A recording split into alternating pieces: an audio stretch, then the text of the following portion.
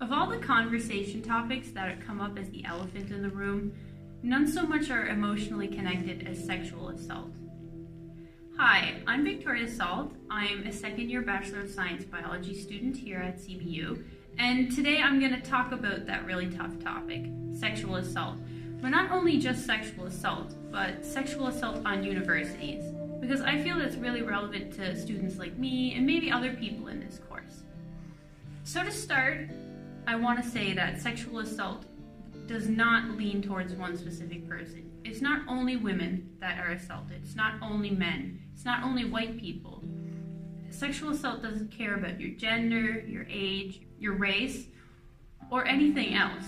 In fact, a study by David Duncan in 1990 out of 412 university students proved that it is indeed female students on campuses that are more likely to be sexually assaulted. A study by Fadina et al. In 2016 surveyed students experiencing sexual assault while under the influence of either alcohol or drugs. The findings are pretty dramatic. 34% of college women claim that they experienced some form of sexual assault while influenced by substances, and up to 31% of men also claimed the same thing. I find these statistics pretty shocking, because 34% out of even a population like CBU is an astronomical number. In a study by Moore and Baker in 2016, they compared the amount of women who were unenrolled in university and enrolled in a university and surveyed whether or not they had reported this crime to the police. Shockingly, it was found that 33% of women who are not enrolled in a university program, so just the general population, 33% of those people reported their sexual assault. On a downturn, only 20% of university women who have experienced sexual assault reported it to the police.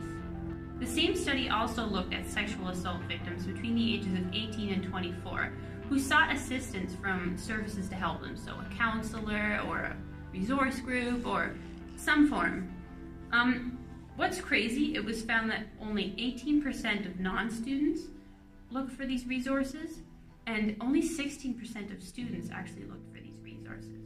In the same study by Duncan, done in 1990, which sampled 412 students, they also compared sexual assault rates between students who were gay and students who were straight. The findings really shocked me, because it turns out that gay and lesbian students are far more likely to ever experience sexual assault than straight students. To lighten the mood in a sense, what resources are there for students like me and maybe like some of you here at CBU?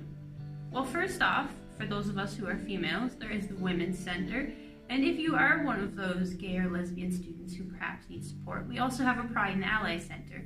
We have the Maxwell Health Center, which has a health nurse, and there are so many other resources too. You can talk to a professor, a lab instructor, someone you trust, any staff member, your roommate, one of your classmates.